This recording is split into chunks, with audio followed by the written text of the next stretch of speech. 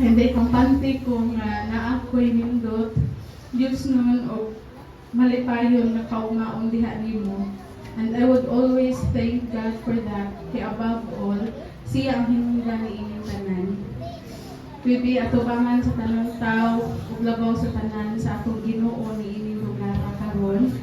I vow to enjoy every struggles with you.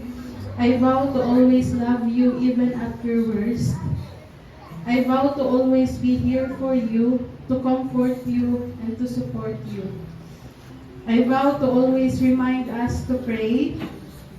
I vow to be the best wife, which includes to being submissive to you, and be the best mother to our future children.